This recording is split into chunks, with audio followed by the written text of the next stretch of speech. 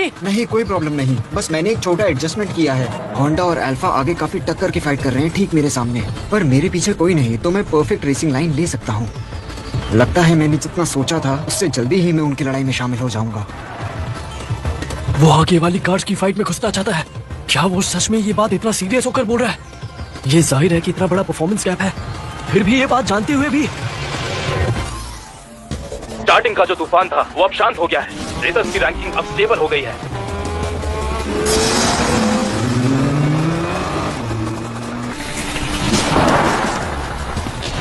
सारी 15 car sector 1 की चढ़ाई फुल स्पीड से पार कर चुकी है।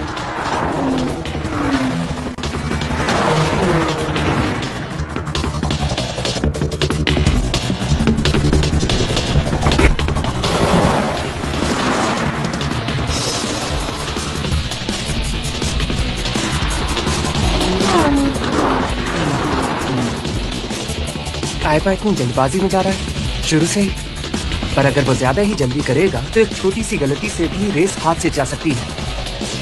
ये MFG है और मैं यहाँ 3 साल से रेस कर रहा हूँ। आखिरकार अब लग रहा है कि मैं जीत सकता हूँ। MFG जीतने के लिए एक्सपीरियंस ही सबसे बड़ा फैक्टर है।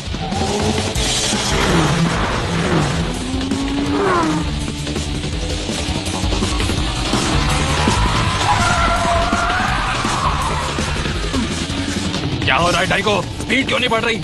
और क्या ही हो सकता है, मैंने बस एक्सेलरेटर पूरा दबाया ही नहीं था। काश मेरे पास थोड़े बड़े टायर्स होते। ये ग्रिप टू वेट रेशियो मेरे लिए सब गड़बड़ कर रहा है।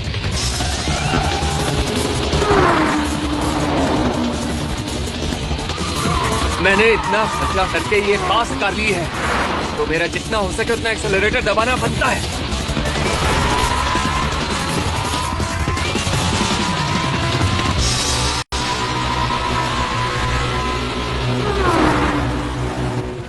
सीधी बात यह है कि grip to weight ratio equalization आसान तरीके से समझो तो बस कॉर्नरिंग स्पीड को इक्वल कर देता है।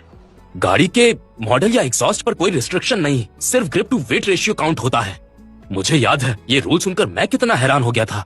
हाँ, क्योंकि ये रूल इतना सिंपल है, मुझे अभी तक इसके पीछे की असली सोच समझ नहीं आई है। हाँ, लेकिन जब कॉर्नरिंग स्पीड सबकी सेम हो तो नेचुरली लगता है कि जिसके पास ज्यादा हॉर्स पावर होगी वही कार स्ट्रेट रोड पर एडवांटेज में होगी।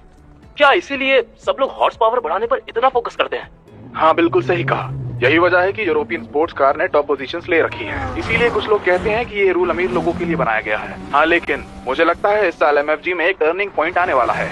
आप कहना क्या चाहते हैं?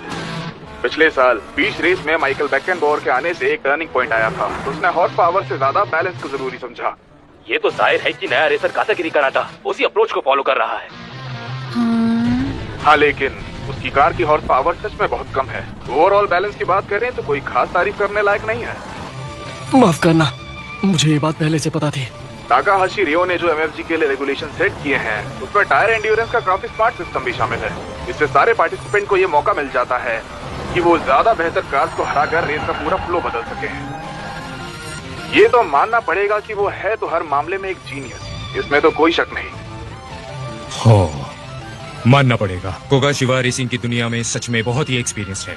उसने अच्छे से ये बात पकड़ ली। रियोसुके ने एक बार कहा था कि MFG प्रोजेक्ट डी का इवॉल्व वर्जन है। ये फास्टेस्ट रोड थ्योरी का जवाब भी है। लेकिन मुझे ऐसा नहीं लगता कि कोई भी रियोसुके की मुश्किल इक्वेशन सॉल्व कर पाएगा, वो भी इतनी आसानी से। लीडिंग ग्रुप अब जल्द ही रेस्ट हाउस के पास से गुजरने वाला है। आईवा की कार नंबर 9 तेजी से साकामोटो की कार नंबर 5 के करीब आती जा रही है। ये धमाकेदार बैटल बिल्कुल मिस नहीं कर सकते। अरे नहीं, मैं किसी यूरोपियन कार से नहीं हारने वाला। अपना प्योर जैपनीज स्पिरिट दिखाओ। चलो जीटी यार। आईवा, इतने खतरनाक सेक्शन में ओवरटेक करना जान के लिए खतरा हो सकता है।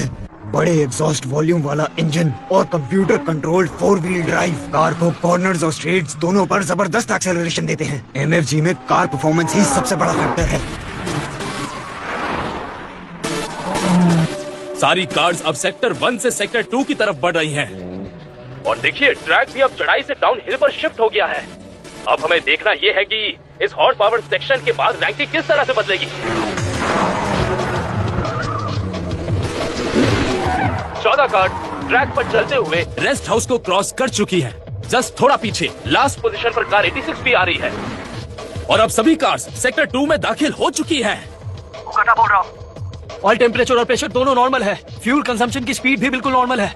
कुछ पूछना है तुम्हें? मिस्टर ओकाटा, प्लीज मुझे ये बताइए मेरे आगे वाली कार मुझसे कितनी दूर है? मुझे वो बिल्कुल नहीं दिख रही। तुम्हारे आगे अभी देखता हूँ। कार नंबर 18 अल्फा रोमियो है। लगभग 6.8 सेकंड का गैप है। ठीक है, मैं पकड़ लूंगा। अरे यार, लेकिन फिर भी रेसिंग में 6.8 सेकंड्स का गैप काफी ज्यादा बड़ा होता है।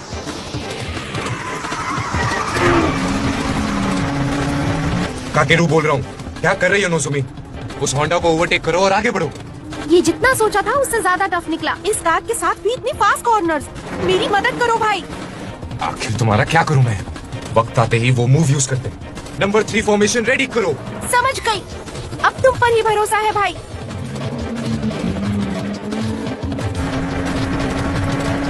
मैंने पकड़ लिया। डाउनहिल पर FK8 की स्टेबिलिटी तुमसे बेहतर है। लोटस एक्सीज इतनी खास नहीं लग रही है। अब मैं तुम्हें ओवरटेक करता हूँ। आउटसाइड लेन पर मुझे स्पेस मिल गया। अब ये देखो।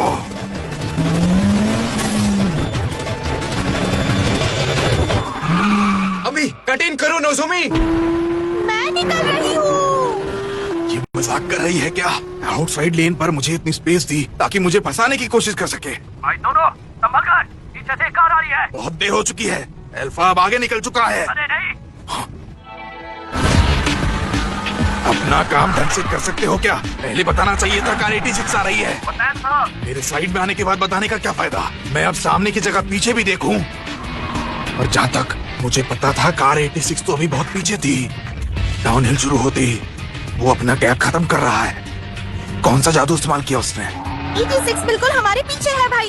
तनाजा आ रहा है। अरे नहीं, मैं जानता हूँ कि स्किल सेक्शन में उससे जीतने का कोई चांस ही नहीं है मेरे पास। हमें उसे पीछे छोड़ना ही पड़ेगा। समझ गई। ये काफी मजेदार होता जा रहा है। नहीं, ये बिल्कुल भी मजेदार नहीं है।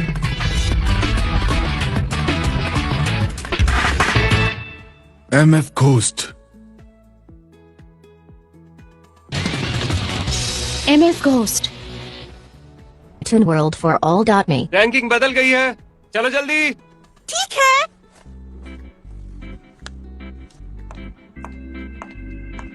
सीनियर क्योको एक सवाल पूछ सकती हूँ? हाँ, क्यों नहीं, पूछो ना। तुम पहली बार किसी रेसिंग इवेंट में आई हो ना? हाँ, वही बात है। वो बोर्ड्स हमें हमेशा हाथ से ही क्यों चेंज करने पड़ते हैं, जबकि MFG में इतनी एडवांस टेक्नोलॉजी है। अच्छा है, चलो तुमने नोटिस तो किया। थोड़ी देर में तुम्हें समझ आ जाएगा।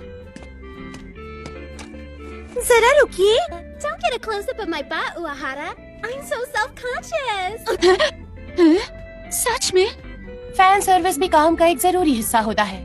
एंजल शॉट बहुत ही पॉपुलर होते हैं और रेटिंग भी ऊपर ले जाते हैं, समझी? तो इसके लिए तुम भी तैयार है ना रेन? मुझे तो पता ही नहीं था। चलिए अब क्वेश्चन टाइम है।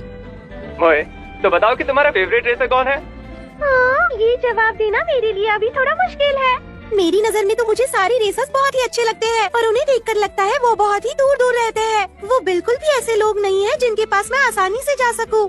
तो इसीलिए मेरी नजर में सारे रेसर्स ही मेरे फेवरेट है। मैं तब खुश हो जाऊंगी जब वो सब सही सलामत फिनिश लाइन तक पहुंच जाए। वाह, बहुत ही अच्छा जवाब है। मोई कितनी क्यूट है। और ये है हमारी नंबर 1 वोटेड एंजल। क्यूट बनने की एक्टिंग कर रही है। सबसे घटिया पर्सनालिटी का वोट हो तो उसमें भी तुम ही नंबर 1 आओगी। मुझे तो लगा था हम बस जाएंगे और डांस करेंगे। एंजल बनना इतना भी आसान काम नहीं है।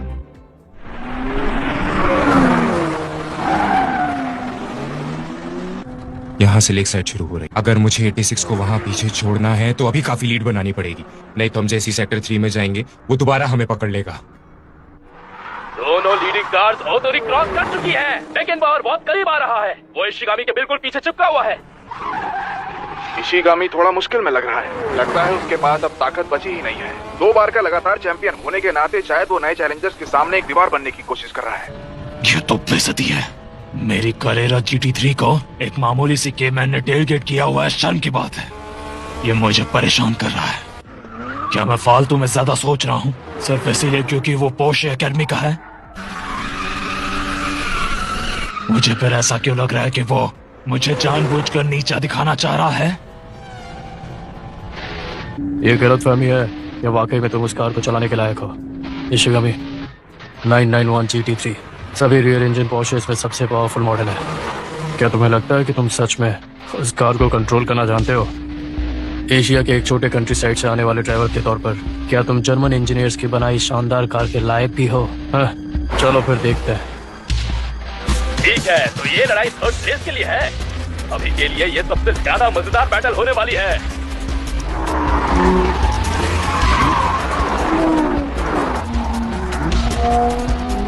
की कार साइड टू साइड स्वे कर रही है, साकामोटो की कार नंबर 5 को बिगाड़ने की कोशिश में। साइड हो जाओ, तुम किसी भूत या डीमन की तरह मेरे पीछे पड़ गए हो।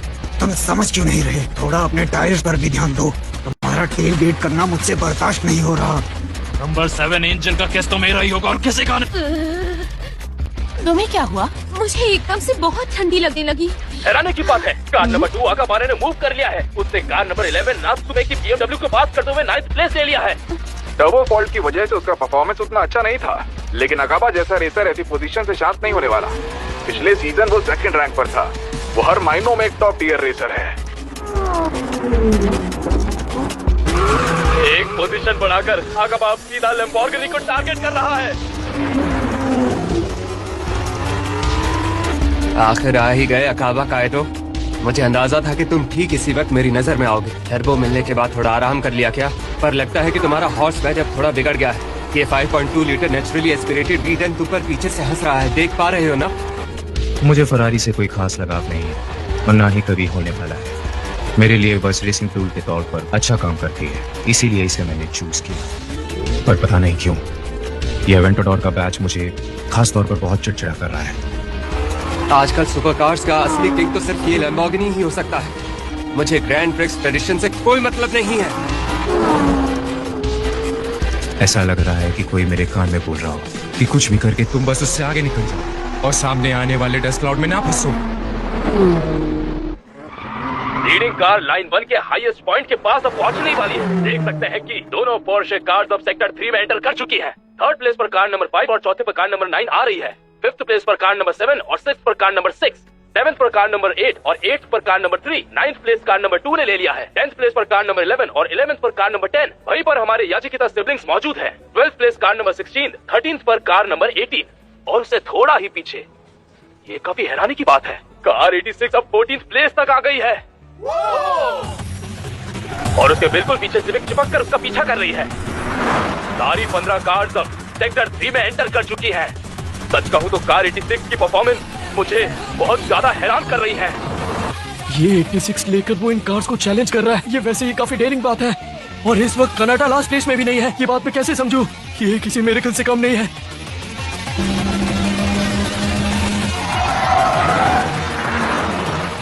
मैंने बिल्कुल परफेक्ट जगह पर उसे कैच कर लिया। ये सबसे बेस्ट पोजीशन है। कामाबो को स्ट्रेट शुरू होने से पहले मैकेनबॉर से भी फास्ट। ये मजाक चल रहा है क्या? ये पुरानी सी 86 इतनी फास्ट कैसे भाग रही है? अगर वो कोई स्पेशल ट्रिक इस्तेमाल कर रहा है तो मुझे भी उसे समझकर कॉपी करना है। बस मुझे भी वो ट्रिक समझ में आ जाए तो मैं भी अपनी ड्राइविंग बदल सकता हूँ।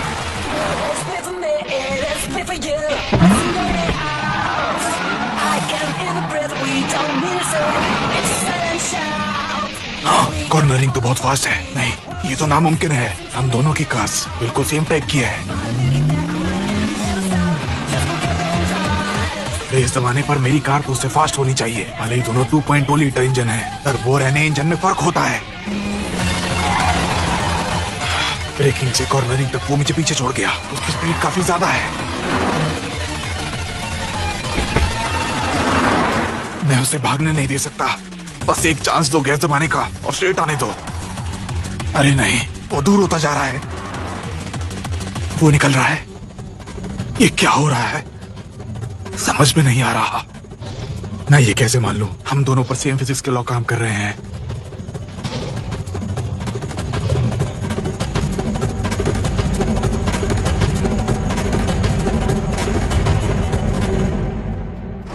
ओह नो, एक एक्सीडेंट हो गया।